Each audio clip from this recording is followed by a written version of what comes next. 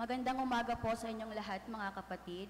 Ngayon po ang unang linggo sa panahon ng pagdating ng Panginoon o Adbyento. Sa pagsisimula natin ng bagong taong pansamba, magbatian tayo ng isang masaganang bagong taon ng pagsamba. Nagsisimula tayo ngayong Adbyento sa paghahanda para sa Pasko.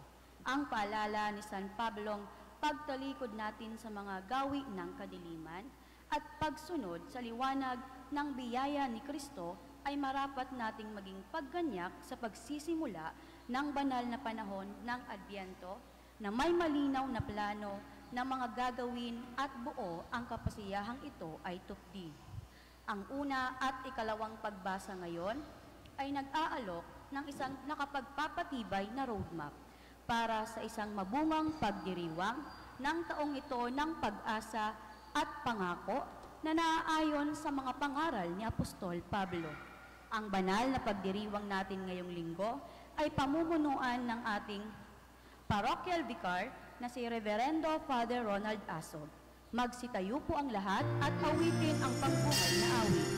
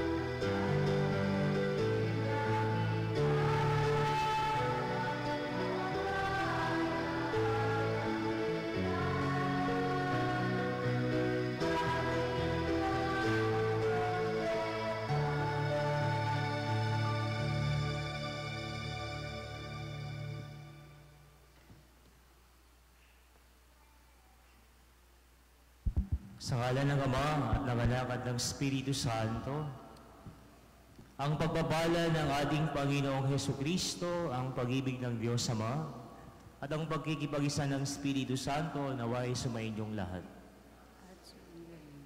Ialay po natin itong banal na piging sa mga minasunod na mga intensyon. Thanksgiving Mass for the birthday blessing offered by Esteban Tioxon. Thanksgiving Mass offered by Linda Bien. Thanksgiving Mass offered by Runa Wheat. Thanksgiving Mass IDCC family sponsored Joy Meraran. Thanksgiving Mass offered by Linda Bersosa. For the soul of Eileen, offered by Gihalo Elementary School and Family. For the soul of Eden, offered by Canyesa Family. For the soul of Pedro, offered by Brace Family. For the soul of Evangeline, offered by Ami Ferran. For the soul of Ambrosio, offered by Nesita Gurubat. For the soul of Andres, offered by Panuelos Family. For the soul of Dia and Aurora, offered by Alphon Family. And for the soul of Jelita, offered by Katrina Sasili. Mga kapatid, aminin natin ang ating mga kasalanan upang tayo'y maging marapat gumanap sa banal na pagdiriwang. Inaamin ko sa makapangyarihang Diyos at sa inyo mga kapatid, lalo ba akong nagkasala sa isip, sa salita at sa gawa, at sa aking pagkukulang. Kaya sinasamo ko sa mahal na Birheng Maria, sa lahat ng mga anghel at mga banal, at sa inyo mga kapatid, na ako'y panalangin sa Panginoong ating Diyos. Kaawaan tayo ng mga pangyarihang Diyos, patawarin tayo sa ating mga kasalanan, at patnubayan tayo sa buhay na walang hanggan. Amen.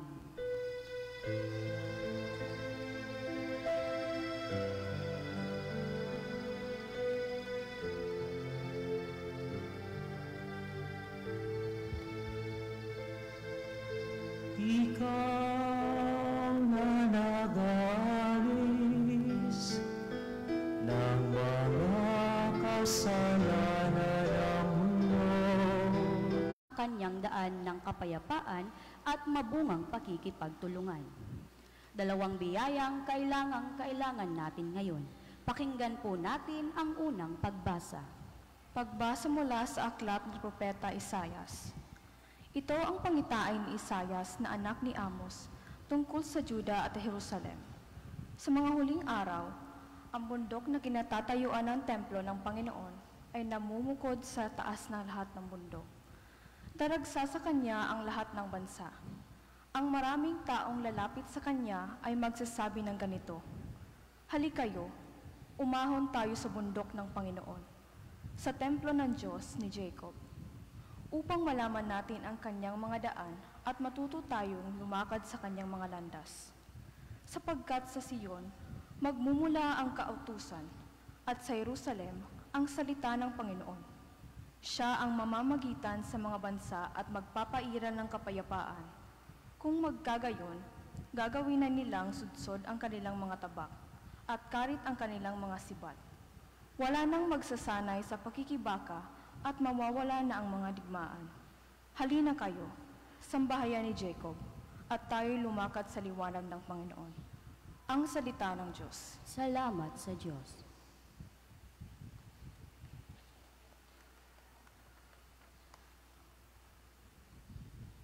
Masaya tayong papasok sa tahanan ng Poong Diyos. Masaya tayong papasok sa tahanan ng Poong Diyos. Ako ay nagalak, sasabihin ganito, sa bahay ng Poon ay pumasok tayo. Sama-sama kami matapos sapitin ang pintuang lungsod nitong Jerusalem. Masaya tayong papasok sa tahanan ng Poong Diyos. Dito umaahon ang lahat ng angkan. Lipin Israel upang manambahan. Ang hangad, ang Poon ay pasalamatan. Pagkat ito'y utos na dapat gampanan. Doon din naroon ang mga hukuman at trono ng haring hahatol sa tanan. Masaya tayong papasok sa tahanan ng Poong Diyos. Ang kapayapaan nitong Jerusalem, sikaping sa Poon yaoy idalangin. Ang nagmamahal sa iyo'y pagpalain, pumayapa nawa ang banal na bayan, at ang palasyo mo ay maging tiwasay. Masaya tayong papasok sa tahanan ng Poong Diyos. Dahilan sa aking kasama't katoto, sa iyo, Jerusalem, ang sabi ko'y ito. Ang kapayapaan ay laging sumaiyo. Dahilan sa templo ng Poong ating Diyos, ang aking dalangi umunlad kang lubos. Masaya tayong papasok sa tahanan ng Poong Diyos. Ang Adyento ay paanyaya para iwan natin ang karimlan ng pagkakasala. Pinasisigla ni San Pablo, buong tiwala tayong sumunod sa liwanag ng biyaya ng Diyos at sa paglilingkod. Ang ikalawang pagbasa. Pagbasa mula sa sulat ni Apostol San Pablo sa mga taga-Roma. Mga kapatid, alam ninyong panahon na upang gumising kayo sa pagkakatulog.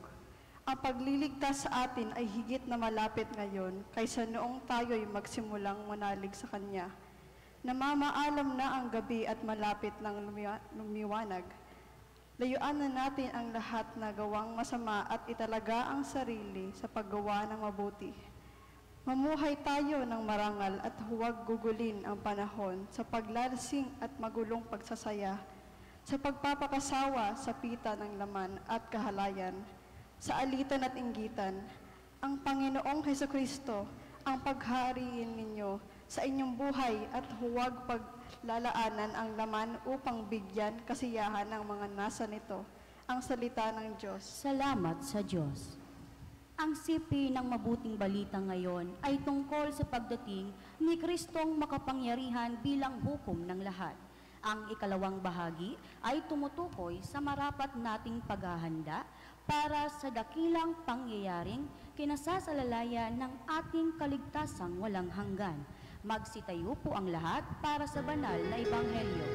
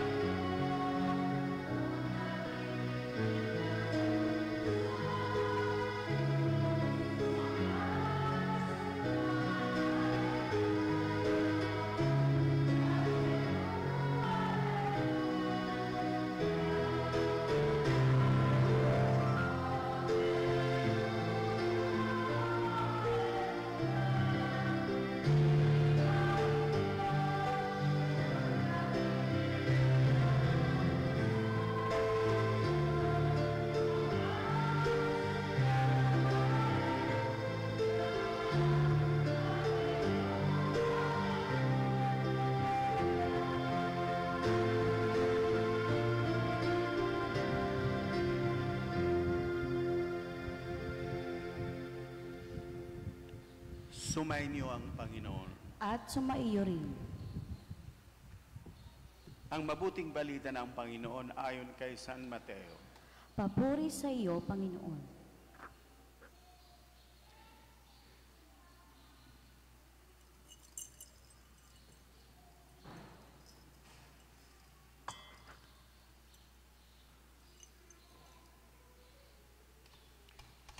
Noong panahong iyon, sinabi ni Jesus sa kanyang mga alagad, ang pagdating ng anak ng tao ay matutulad sa pagdating ng baha noong panahon ni Noe.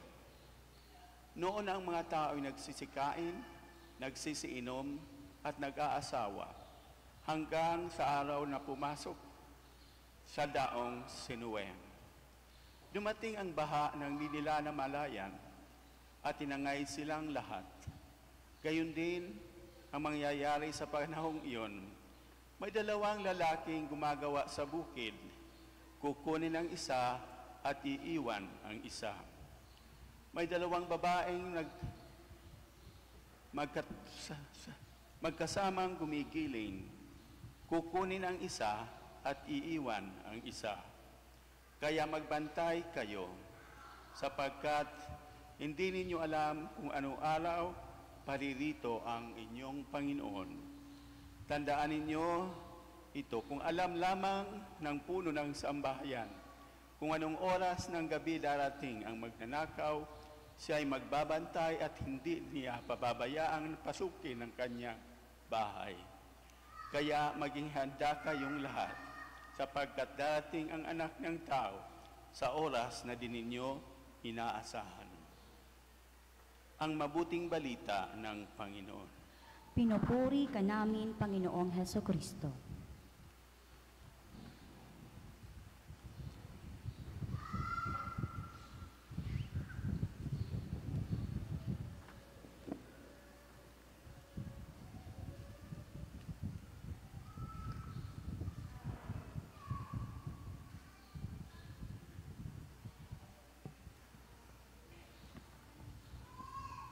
Good morning po sa inyong lahat. Pakibadi po ng inyong mga Jesus in glory. No? Umaasa tayo na darating ang panahon, ulit babalik ang Panginoon. No? At susunduin tayo. No? Ito yung tinatawag nating second coming, no? Na ang lahat ay titipunin ng Diyos at dadalhin niyo doon sa kanyang kaharian. So, we expect for that second coming. Kailan? Hindi po natin alam. Hindi sinabi. No? Hindi nabanggit kung kailan. No? Kaya, ang paalala lang sa atin, no, na sa antay natin sa pagdating ng Panginoon, we need to be ready. No? We need to be ready. Maging handa po tayo sa pagdating ng Panginoon. Kasi para siyang magnanakaw na hindi naman niya magpapaalam kung kailan siya papasok sa bahay niyo. He will come in surprise. He will come in surprise. At ang pangatlo, the coming of Jesus in mystery. Na ang Diyos, na si Jesus, would always come every day. He comes in mystery. Ang Diyos ay laging dumarating sa buhay natin araw-araw. Paano siya dumarating? He comes in the Eucharist. Diba? Every time that we celebrate o nagdidiwang tayo ng Eucharistia at tinatanggap natin si Jesus sa banal na komunyon, natatanggap natin si Jesus ng buo. That's the mystery. The coming of Jesus in mystery. Saan pa? No? Every time we talk with other people, no? Pag nakikipag-usap tayo sa kanila, and we talk with them heartily, no? Nakikipag-usap tayo ng nafe-feel nila, no? Nararamdaman nila yung presensya ng Panginoon. There comes Jesus, come in mystery. Yung mga pangyayari sa buhay natin, events in our life, yung mga magagandang nangyayari sa buhay natin araw-araw, there comes Jesus in mystery. Napaka-misteryoso ng Diyos. And that is also one of the manner of Jesus coming. Ito yung inaalala natin, mga kapatid, sa pagdiriwang natin, sa pagsimula natin ng panahon ng Advento. We always remember the coming of Jesus in history, the coming of Jesus in mystery, and the coming of Jesus in glory. Advent is a preparation, ang paghahanda sa pagdating ng Panginoon. And the question is, paano tayo hahanda? Paano natin pananatilihing handa sa pagdating ng Panginoon sa buhay natin? Meron pong isang saint, no, na tinanong siya ng kaibigan niya. Hypothetical question. Kung ikaw ngayon, malaman mo na isang oras na lang ang natitira sa'yo at kukunin ka na ng Diyos, anong gagawin mo? Yun yung tanong sa kanya ng kaibigan, yung santong. Yung kaibigan nag-expect na baka ang isasagot nito, pupunta ng chapel para mag-pray, para magdasal, para humingi ng tawad. Pero alam niyo ba yung sagot niya? Na pag nalaman ko na at this hour, darating ang Panginoon, I will continue what I am doing. He is playing during that time. Sabi niya, I will continue playing. I will continue playing. Yun yung sagot niya. Because he wants to impart to his friend na lagi siyang ready. Whatever he do, ano man ang ginagawa niya, anytime na tawagin siya ng Panginoon, handa siya. As long as he is doing things well. Ganon yung paghahanda. Ganon yung paghahanda. That we should be ready every hour, every minute. Para walang takot, para we are always at peace. Sabi nga, every time we do things, Halimbawa, naglalakad ka dyan sa patio. You walk with Jesus. No? Dapat aware ka na andyan kasama mo si Jesus. Kahit mag-isa ka naglalakad sa patio, nag-walking ka, you walk with Jesus.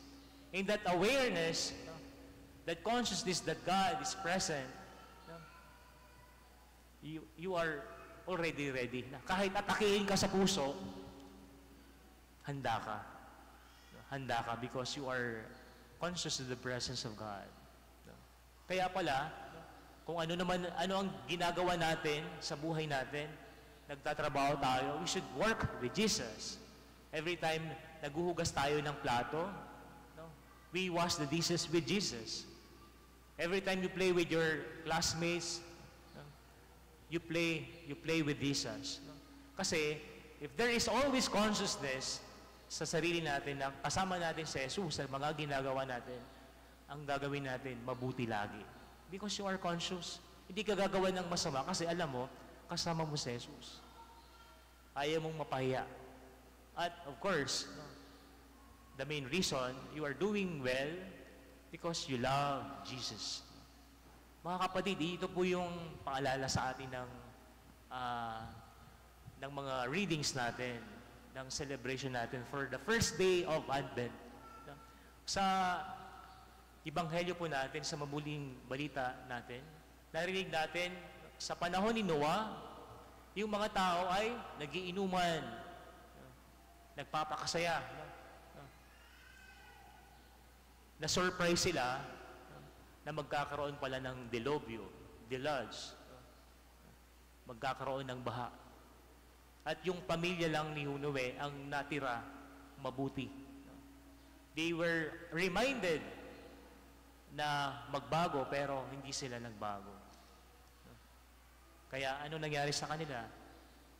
Namatay sila, napahamak sila. Because they live without God. They live without God. That's why namatay sila at napahamak. My dear brothers and sisters, ito po yung paalala sa atin.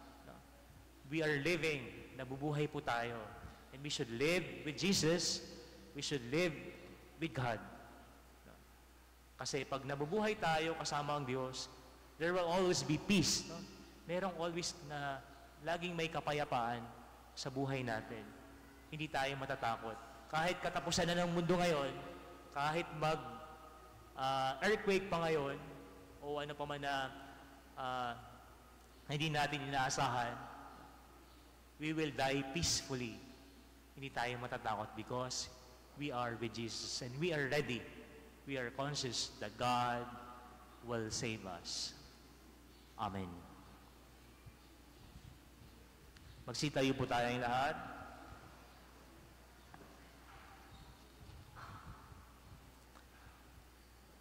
Sumasampalataya ako sa Diyos sa mga pangyarihan sa lahat na may gawa ng langit at lupa. Sumasampalataya ako kay Jesucristo, isang anak ng Diyos, Panginoon nating lahat, nagkatawang tao sa lalang ng Espiritu Santo, ipinanganak ni Santa Maria ang Birhen, pinagpakasakit ni Poncio Pilato, ipinako sa krus, namatay, inilibing, nalawag sa kinaroonan ng mga yumao, nang may ikatlong araw na buhay na magmuli. Umakyat sa langit, naluluklok sa kanan ng Diyos, amang makapangyarihan sa lahat. Doon magmumulang paririto at hukom sa namubuhay at nangamatay na tao. Sumasampalataya naman ako sa Diyos, Espiritu Santo, sa banal na simbahang Katolika, sa kasamaan ng mga banal, sa kapatawaran ng mga kasalanan, sa pagbabuhay na muli ng namatay na tao, at sa buhay na walang hanggan. Amen. Panalangin ng bayan, sa pagsisimula natin ng bagong taong pagsamba, itulong natin ang lahat nating kahilingan at pangangailangan sa ating masuyong Diyos, pagkat siya lamang ang nakakalam ng totoo nating kailangan at makabubuti sa atin. Buong pananalig tayong manalangin. Panginoon, kahabagan mo ang iyong bayan. Panginoon, kahabagan mo ang iyong bayan. Para sa simbahan, pamayanan ng lahat ng sumasampalataya, nawa matuklasan niyang muli ang kayamanan ng sakramento ng Eucharistia at makatagpo rito ng ibayong pagkakaisa at lakas. Manalangin tayo. Panginoon, kahabagan mo ang iyong bayan. Para sa Santo Papa, lahat ng mga obispo, mga pare at mga arelyoso, nawa sila'y maging inspirasyon sa lahat sa pagiging handa sa pagtanggap kay Jesus sa ating mga puso. Manalangin tayo. Panginoon, kahabagan mo ang iyong bayan. Para sa lahat ng mga magulang at mga guro, nawa maturuan nila ang kanilang mga anak at mga mag-aaral na makikilala at tanggapin si Jesus sa kanilang kapwa. Manalangin tayo. Panginoon, kahabagan mo ang iyong bayan. Para sa ating lahat at mga kasama sa pamayanan, nawa sa adbiyentong ito, malinaw nating mapaghusay ang ating mga buhay espiritual.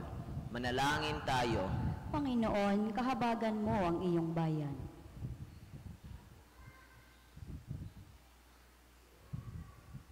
Panginoong Diyos, maraming salamat sa pagkakaloob mo sa amin itong bagong taong pagsamba. Pakinabangan nawa namin ang bawat pagkakataong mapalapit sa iyo at maging laging handa sa pagtanggap sa iyo sa aming buhay. Ikaw na bubuhay at naghahari magpakailanman. Amen. Magsiupo po tayo.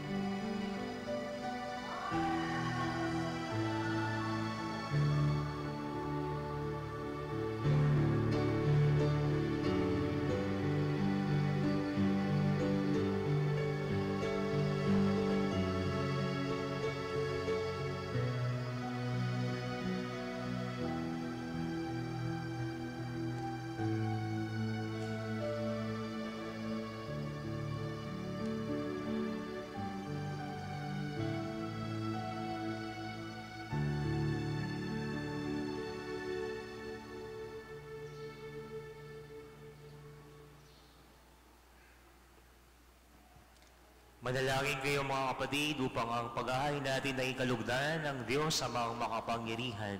Tanggapin nawa ng Panginoon itong paghahain sa iyong mga kamay sa kapurihan niya at karangalan, sa ating kapakinabangan at sa buong sambayanan niyang banal. Ama naming lumikha, tanggapin mo ang aming mga alay na ikaw rin ang nagbigay. Magdulot nawa ito ng gantimpalang kaligtasan na gayon pa man ay amin ng pinakikinabangan. Sa pamamagitan ni Jesucristo kasama ng Espiritu Santo, magpasawalang hanggan. Amen. Sumayin niyo ang Panginoon. At sumaiyo rin. Itaas sa Diyos ang inyong puso at diwa. Itinaas na namin sa Panginoon. Pasalamatan natin ang Panginoong ating Diyos. Marapat na siya ay pasalamatan. Ama naming makapangyarihan, tunay ngang marapat na ikaw ay aming pasalamatan. Sa pamamagitan ni Jesucristo na aming Panginoon, siya ay isidugo mo upang matupad ang iyong magandang balak para sa lahat. Hindi niya ikinahiyang mamuhay ng mahirap upang mapakisamahan niya kaming matapat. Siya'y naging hindi na iba sa amin upang maitampok niya kami sa iyong piling. Sa kanyang lantarang muling pagdating, ang pagkikisama niya ay puspusang magniningning. At ang pangako niyang kapanapanabik ay inaasa naming lubos na makakamit. Kaya kaysa ng mga anghel na nagsisiawit ng papuri sa iyo, nang walang humpay sa kalangitan, kami nagbubuni sa iyong kadakilaan.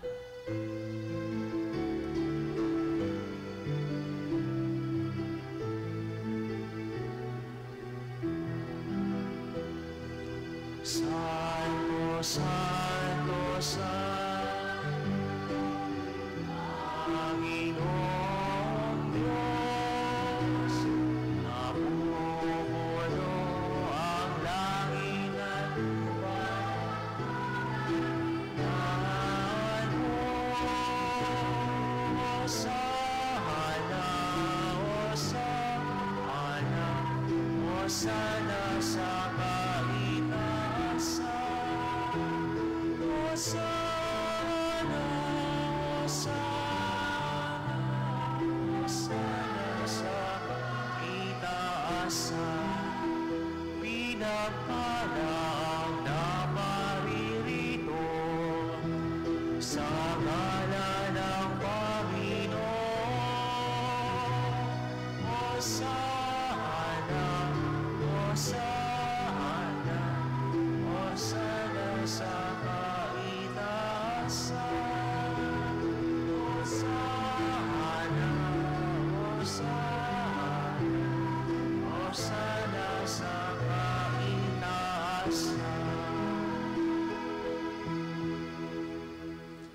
Ama naming banal, ikaw ang bukal ng tanang kabanalan, kaya't sa pamagitan ng iyong Espiritu, gawin mong banal ang kaloob na ito, upang para sa aming maging katawan at dugo ng aming Panginoong Hesukristo. Bago niya pinagtiis ang kusang loob na maging handog, hinawakan niya ang tinapay, pinasalamatan kaniya, pinaghati-hati niyon, iniabot sa kanyang mga alagad at sinabi, tanggapin ninyong lahat ito at kanin, ito ang aking katawan na ihahandog para sa inyo.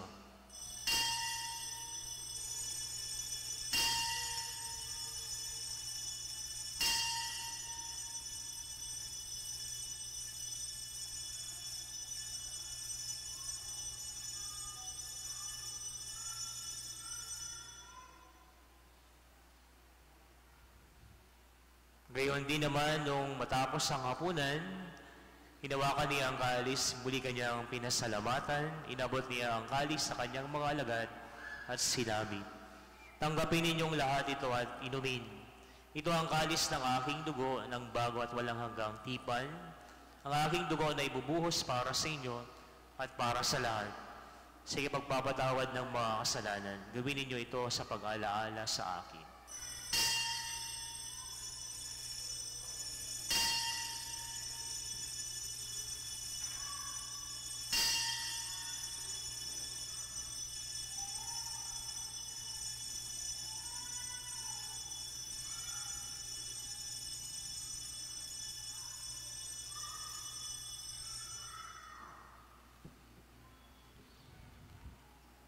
Ipagbunyi natin ang misteryo ng pananampalataya.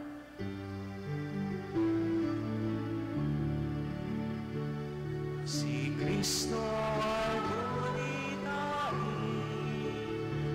sarili ay inihain, bilang pagkain inumin, pinagsasaluhan natin, hanggang sa siya'y dumating, hanggang sa siya'y dumating.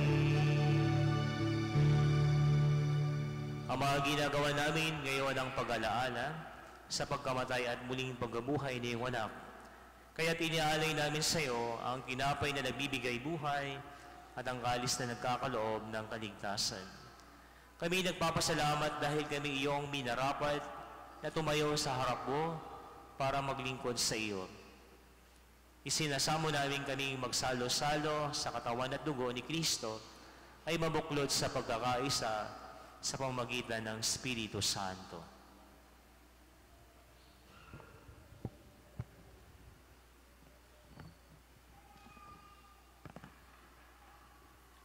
Amalingapin mo yung simbahang laganap sa buong daigdig. Puspusin mo kami sa pag-ibig kasi ni Leo na aming Papa at ni Rex Andrew na aming Obispo at nananang kaparian. Alalahanin mo rin ang mga kapatid naming nahimlay nang may pag-asang sila'y muling mabubuhay. Gayon din ang lahat ng mga pumanaw. Kawan mo sila at patuloyin sa iyong kaluwanagan. Kawan mo at pangindapatin kaming lahat na makasalo sa iyong buhay na walang wakas. Kaisa na mahal na Birheng Maria na ina ng Diyos, ni San Jose ang kanyang banal na esposo, kaisa ng mga apostol at ng lahat ng mga banal na namuhay dito sa daigdig ng kalugod-lugod sa iyo. May pagdiwang nawa namin ang pagpupuri sa kararangal mo sa pamamagitan ng iyong anak na aming Panginoong Jesucristo.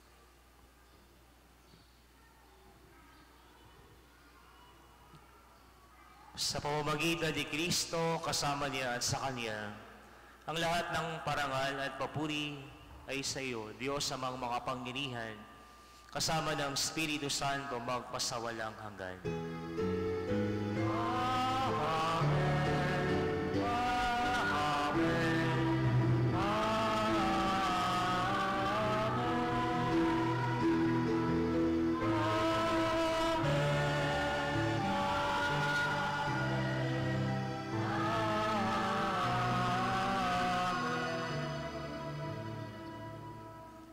Sa tagubili ng mga nakagaling na utos at turo ni Jesus na Panginoon natin at Diyos, ipahayag natin ang lakas loob.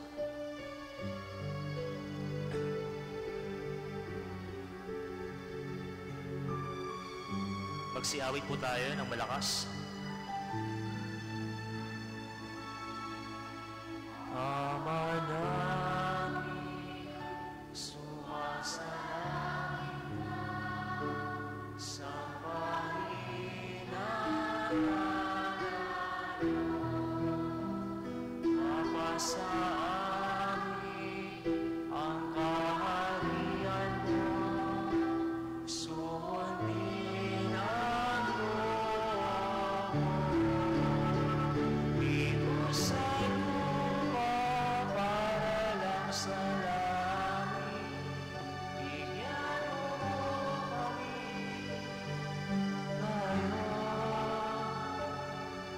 ng aming kakanin sa araw-araw at pagkabarin mo kami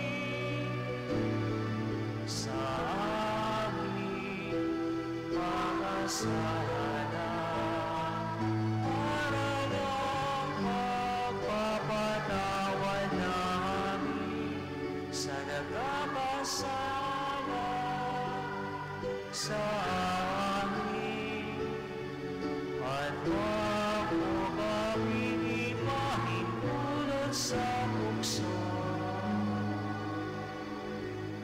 at yadya mo kami sa lahat ng masama.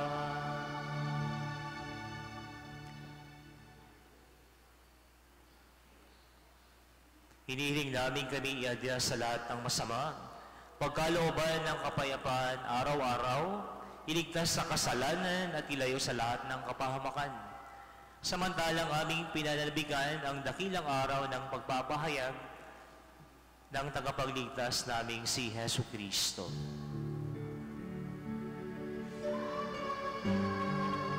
Sa iyo ang kaharian,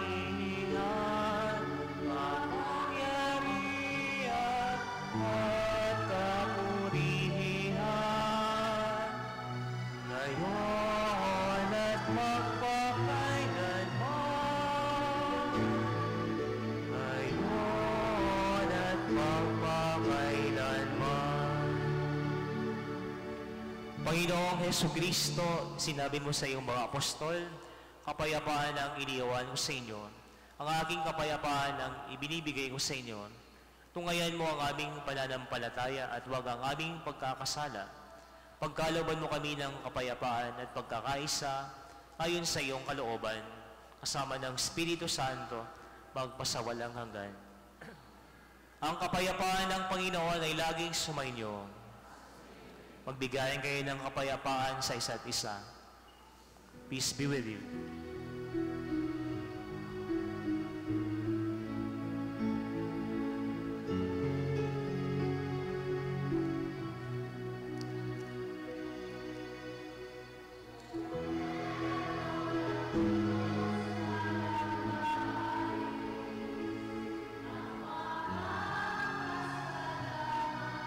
Ng mundo,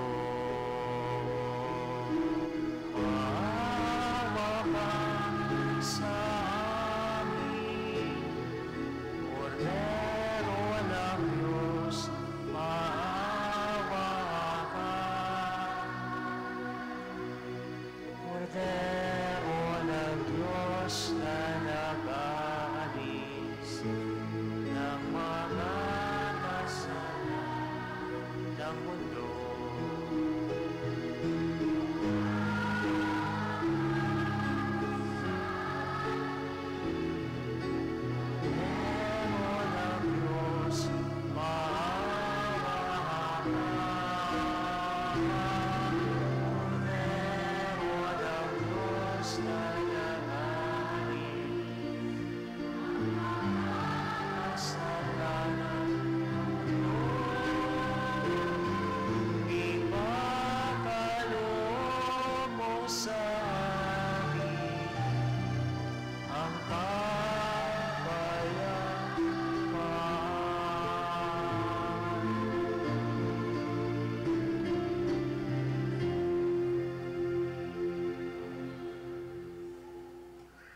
Ito ang kordero ng Diyos.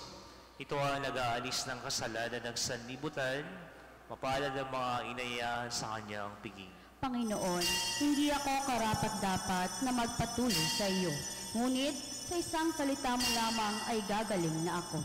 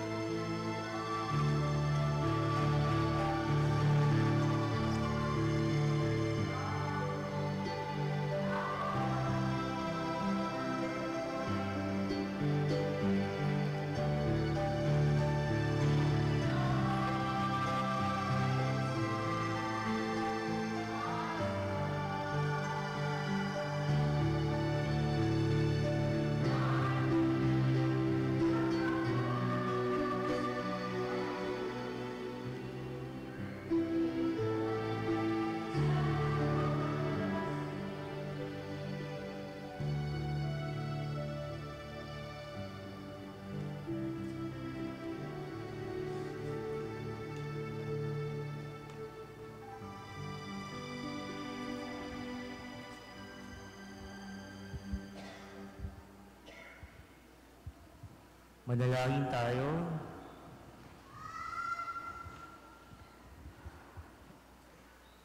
Ama naming mapagmahal, mapanginabangan nawa namin ang aming pinagsaluhan upang sa aming paglalakbay dito sa lupang papanaw, aning mapanaligan ang iyong pagpapalang pagpakailanman. Sa pamamagitan ni Jesucristo, kasama ng Espiritu Santo, pagpasawalang hanggan. Amen. Magsiupo po muna tayo.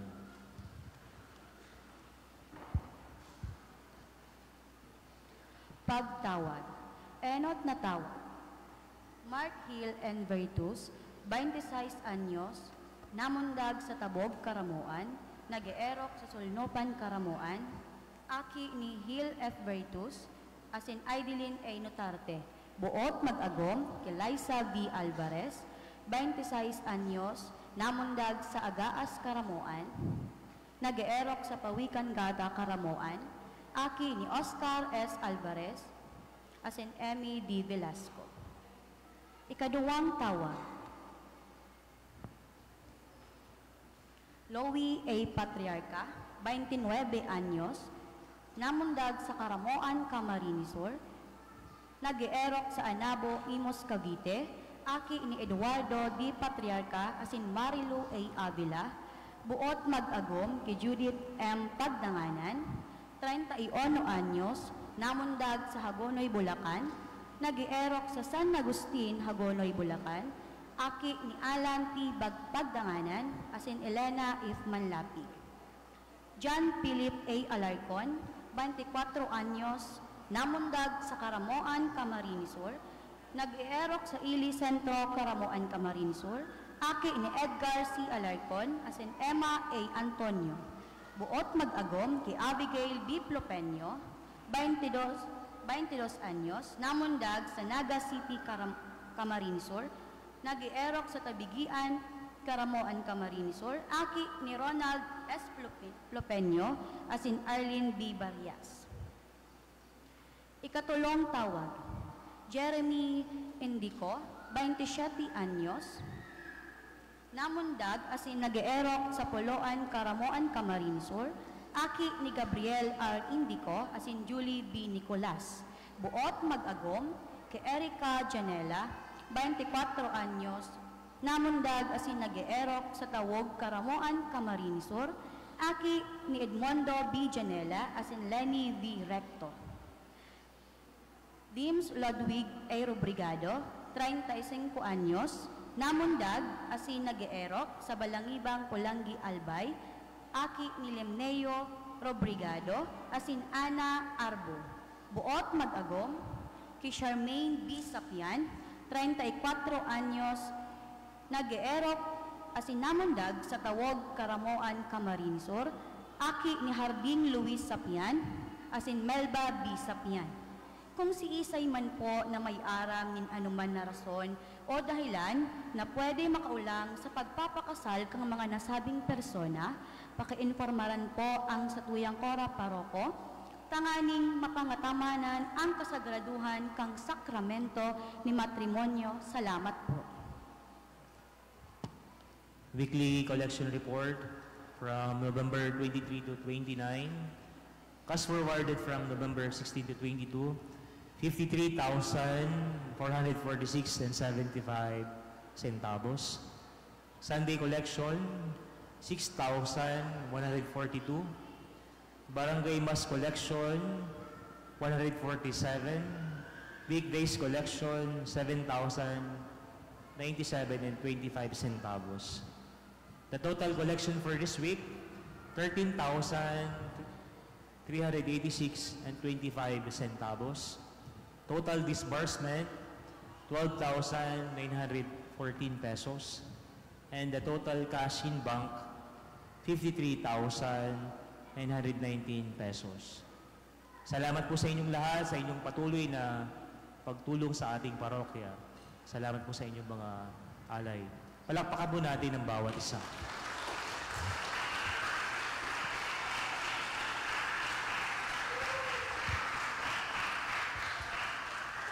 Magsitayo na po tayo lahat.